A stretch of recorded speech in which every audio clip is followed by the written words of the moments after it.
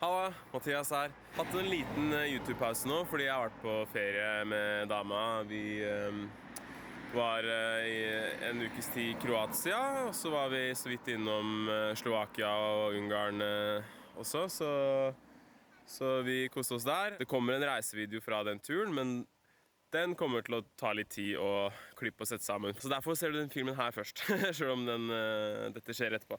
Men i hvert fall nå så er jeg på vei til Oslo sentrum for å møte en del andre veganere og være med på 3 aksjoner i dag. Først skal vi ha reality på Egertorget, altså sånn at vi viser slakteriklipp til folk og snakker med dem. Og så skal vi bli med Direct Action Everywhere og ha en protest mot en ny krokodillefarm, sånn for å lage sånn krokodilleskinnvesker og sånn. Så vi skal ha en protest mot det. Og så skal vi bli med Anima og ha en protest mot at Coop bruker turbokyllinger. Og så til slutt blir det sommerfest og kos. Så nå gleder jeg meg.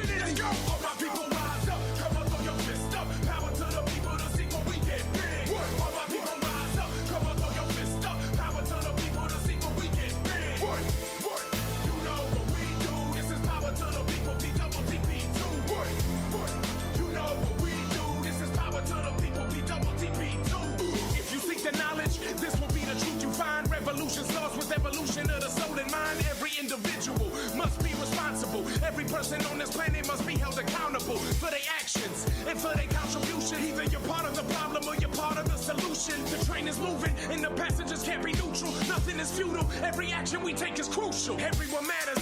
Nobody's living in vain. We making a difference for worse or better, whether our brains are conscious of it or not. So you better get in the game or get left behind and remain with the deaf and blind on that train. If you thinking that you don't matter, I urge you to think again, cause the seemingly smallest actions add up to the biggest change. We fight it with non-compliance, consumption we minimize it. We multiply it by thousands uniting and now we rising. All my people rise up, come on throw your fist up. Power to the people to see what we get big. All my people rise up, come on throw your fist up. Power to the people to see what we get big. You know what we do, this is power to the people, BWTP2.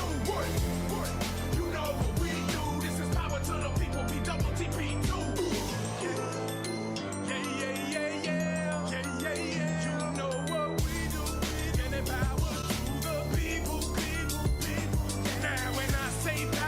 Y'all say people, power to the people, power to the people. And when I say power to the, y'all say people, power to the people, power to the people, yeah. Utfor dyret har dere ikke en annen måned. Nei, dette er den beste måneden for oss å spare kjøttet. Hvis vi driver med noe annet sted på hjertet, direkte på hjertet, så ødelegger det kjøttet, for da får du blod inn. Ok. Det er det samme der. Ja. Det er derfor de henger de opp sånn, for at the gravity skal ta ut av ikke sant. Det er forferdelig. Det er kjempefint. Hva tenker du om det å liksom bruke dyr til mat og... Å spise de, mener du? Ja. Ja, altså, jeg synes jo det er bare tull. Fordi det er en stor forurensning i avloppdyr. Ja. Veldig stor forurensning i avloppdyr. Slik at jeg synes jo absolutt at vi må finne en alternativ løsning. Men den vestlige verden, med alle sine penger, tror, og det er så langt tilbake fra middelalderen, at de tror at det å spise kjøtt, det er et tegn på at da har du penger. Ja, ikke sant? Da har du råd til så mye. Så de anser det å spise vegetar eller vegansk som, nei, det er jo ikke mat. Ikke sant? Det er ikke mat. Så de virker som de ikke har evnen til å tenke motsatt. Det er jo like mye mat, for vi gir det jo til dyrene som vi senere spiser. Ja, det krever mer ressurser, og først gi mat til dyrene, og så spise. Ja, ikke sant? Og ikke bare det, men all den forurensningen som kuer har. Ja. Altså melkekyr, for eksempel. Og masse metan og... Ja. Det høres ut som, er du veganer, eller? Ja. Du er det? Ja. Ja, så kult. Du snakker egentlig, det er ikke meg du skal intervjue en som blir sint når de ser sånn. Ja, ikke sant? Men, for da treffer det mer, ikke sant? For da kan man ta et motargument og så si hvorfor tenker du sånn, ikke sant? Ja. For jeg tror ikke folk tenker seg om. De tenker seg ikke om. Og jeg er jo klar over det at det å kunne gå på... Nå har de så mange nasjonaliteter som er storprodusenter på på kuer. Kanskje Jeg bare tar opp lyden, siden du ikke ville, hvis det er greit. At jeg bare tar, jeg synes det Ja, var lyden kan du ta opp. gøy å snakke med deg, så ja. Men jeg bare vil ikke ha bildet. Ja. Nei, jeg skjønner det, det går bra. Men nå ser jeg dine venner flytte på seg. Ja, men det går fint. Men hvor lenge har du vært veganer? Spiller ingen rolle. Det har ikke noe med saken å gjøre. 1976. Wow! Ja. Kult. Jeg har bare vært i 2 år. Du er jo veteran. Jeg har aldri, og jeg sier, altså, man blir ikke noe mindre sunn og frisk. Altså, selvfølgelig noe tror jeg nok det skjer. For eksempel, jeg har jo et kolesterolnivå på som er det samme som en 17-åring. Ja. Og har et veldig godt fungerende hjerte, for eksempel. Men det er liksom andre ting som kan skje. Men det er det prinsipielle. Hvorfor har menneskeheten begynt å avle opp dyr som de skal spise? Det er jo helt tilbake til urbefolkningen. Skjønner du? Så vi har en lang vei å gå, men jeg setter veldig pris på at du jobber som du gjør. Du er ung og sterk, så fortsett den gode jobben, vær så snill. På vegne av menneskeheten. Jo, men det er veldig kult å høre. Ja, så fortsett, men du må vel kanskje følge med dine venner. Ja, jeg får kanskje det. Ja, ikke sant? I og med at du er en del av det bildet. Lykke til videre, og good luck to you. You too. Yeah, thank you. Have a great day. Yeah, thank you. Bye-bye. Dame fra USA som hadde vært veganer siden 1976. Det er jo jævlig kult. De eneste som kommer på å snakke med meg, det er veganere fra før, vet du. Dette er jo Australia, og de har jo allerede flere krokodillefarmer. De har en veldig stor, og nå har de tenkt til å åpne en ny en. Og jeg tror det er 50 000, nå skal jeg være forsiktig, men jeg tror det er på en måte typ 50 000 krokodiller da, som skal tenkt å være på den nye farmen. Og krokodillene lever veldig ensomme liv i sånne små bur, da, ikke sant? Kjempesmå bur, hvor de kanskje har en liten del med betong som de kan være på land på, og så en liten pytt med vann de kan være i. Og de blir jo tatt livet av etter 2 til 3 år, og krokodiller lever jo opp til 70 år i det ville, liksom i det fri, så de blir drept veldig tidlig. Men generelt sett, de bare har veldig forferdelig liv, da, og på en måte hvorfor skal man trenge å utnytte og drepe uskyldige dyr for væsker? Det må 3 til 4 krokodiller til da, for å lage én væske. Serr? Ja. Og på en måte... De er ganske svære, eller de er kanskje ikke så svære når de bare er 2 år? Ikke sant? De er jo litt store, men fortsatt det er jo på en måte med hvilke deler de kan bli brukt av krokodiller som blir brukt og sånn da. Men mye av grunnen til hvorfor de må være alene er jo fordi at hvis de er sammen så skraper de hverandre, og da ødelegger jo det huden deres, og da er det jo ikke attraktivt for å lage væsker av lenger. Men vi har jo så mange andre produkter å lage væsker og sånn av, da, andre stoffer og ting. Så ting som ligner på krokodiller som du heller kan bruke, så hvorfor skal vi fortsatt utnytte og drepe uskyldige dyr da, og la de gjennomgå alt det. Vi protesterer mot butikken som selger det. De skal åpne en ny farm i Australia. Så på en måte det er en global aksjon som DXE har, som de gjør utenfor. Egentlig så er det hver siste lørdag i måneden, hver måned, som skjer over hele verden, liksom, for å legge trøkk på Hermes, da, sånn at de ikke skal åpne en farm til. Ifølge de australske lovverket for dyrevelferd på krokodillefarmene har hver enkelt krokodille krav på 25-50% av sin egen kroppslengde i plass. Det blir som å la et voksent menneske leve på et badehåndkle. Så kan vi jo spørre oss selv om 2 år på et badehåndkle er et verdig liv. Fra fabrikkårene til Hermes holder krokodiller i trange bur med sementgulv, som i det store bildet blir sett på som toppen av dyrevelferd fordi industrien stiller så utrolig lave krav til behandling av krokodiller. Ikke bare er det misvisende å si at det er god dyrevelferd på farmene, de reelle forholdene krokodillene må leve under er tragiske og ikke akseptable på noen som helst måte. I naturen kan krokodiller være på reisefot i over 10 kilometer av gangen. Og om de følger vannstrømmen, kan de forflytte seg hundrevis av kilometer på et par uker. Forholdene på Hermes sine farmer har og tillater ikke krokodillene å uttrykke sine artistiske behov. Slaktemetoden er heller ikke noe å skryte av, men siden Hermes er så stolte av dyrevelferden sin, har jeg med frihet til å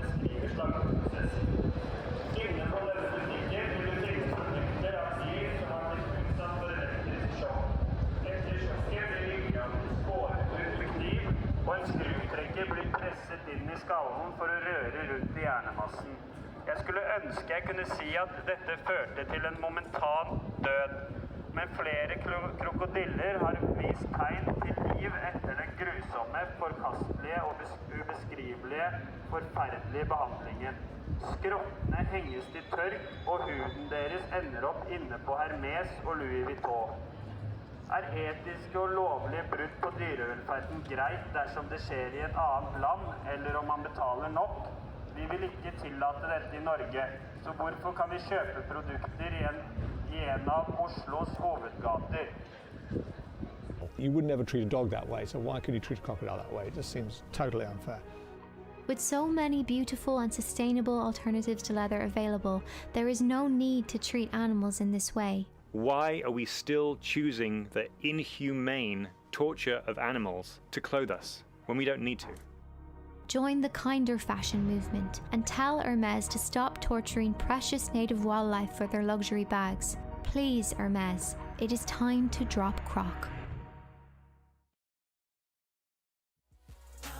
Actions, you can judge where I stand, and I hope one day that you'll understand.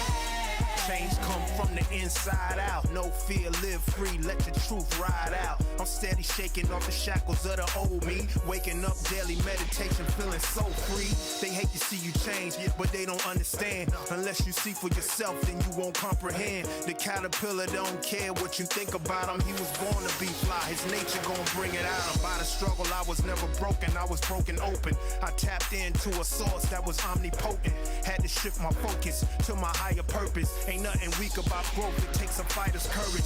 People say they want a revolution, but steady holding on to slave ideas, afraid of evolution. In life we live and learn. It's practice, theory, practice. Wisdom is organically grown, it's not pre-packaged. It's forward ever, baby, never backwards. Just let me be what I am. Take my destiny in my hands. By my actions you can judge where I stand, and I hope one day that you'll Are we addicted to the struggle or committed to success? Are we focused on the positive or holding on to stress? Not saying things perfect, but in many ways I'm blessed. Learning how to take the negative and flip it for the best. Every day bring challenge, every challenge is a chance to advance. The power is right in our own hands. From a youth full of rage to a wise grown man. Here I am, it's beautiful now, I understand.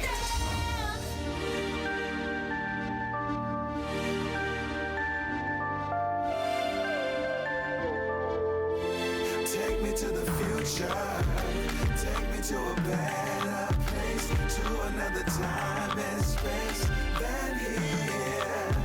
Take me to the future, future for the human race. Tell me what does it take to get there? I'm ready for change, I'm hungry for change, I'm asking for change, I'm willing to change. Change, I'm searching for change, I'm looking for change, I'm willing to change. Now, I don't know what it's gonna be like, but I believe that the future's bright. I take a few more steps towards it today. Our generation gotta leave its mark, be our own light cause the world's so dark. I know it's hard to say goodbye to yesterday. Take me to the future, take me to a better place, to another time and space than here.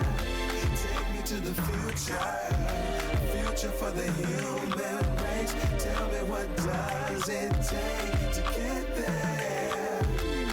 I want change I can live in, not just to believe in. You know these politicians, they change with the season. I'm starting with the man in the mirror, my vision getting clearer. Feel like I'm at the dawn of a new era. I see a free world with no more police terror. A foundation I can pass on to each dweller. I look ahead to when their system is dead, when everybody in the hood is sheltered and fed. A black and brown real life heaven on earth, where the last shall be first and your work is your worth. I never been free so I can only imagine what it looked like, but I know we need it with a passion, a good life. I ain't got to live in no mansion. To me being wealthy is being free and healthy. Power in the hands of the people, not the state. I'm so ready. How much longer? I can't wait.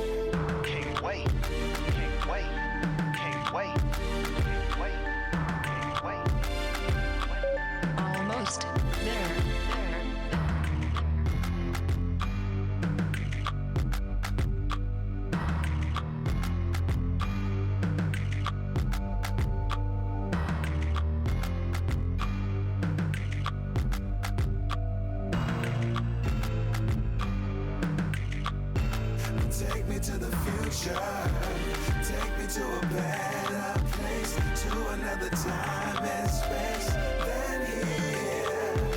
Take me to the future for the human race. Tell me, what does it take to get there? What's your 10, 20, 30-year plan? If we play it right, then we outta here, man. If we take it light, in the conversation, no hesitation. That's the times that we facing. Countdown to a new beginning. We've been losing too long, it's time to start winning. On this land with this love and this life that we live. If we stand with each other and we fight, we can give the baby something they can dream about, or maybe sing about. I'm looking forward to our finest hour. Give the baby something they can dream about, and maybe sing about. I'm looking forward to our finest hour. Take me to the future. Take me to a better place, to another time and space than here.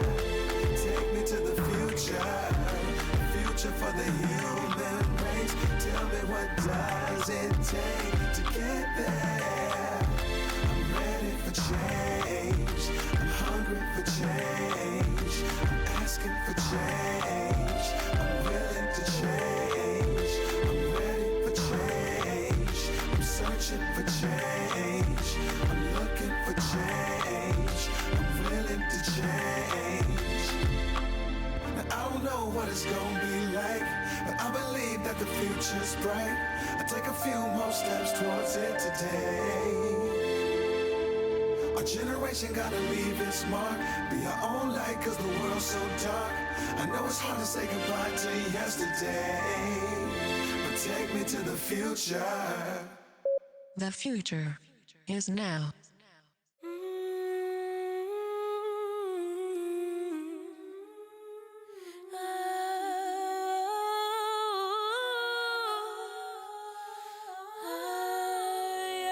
Change is necessary to evolution. The universe contains incredible diversity, and you cannot experience it all within the confines of one comfortable lifestyle. Look ahead to what you will think of your life at its end. You will probably not want to look back and say that it was cozy and dull. Thus, react positively to what seems to be disaster. Remember that what seems now to be disaster may be an important step toward evolution, and may even be identifiable as such at some point in the future. Every great loss takes you out of a rut and starts your life anew. Be grateful for the time you had in your former happy state, and look forward eagerly to the new phase. Information age. Information age.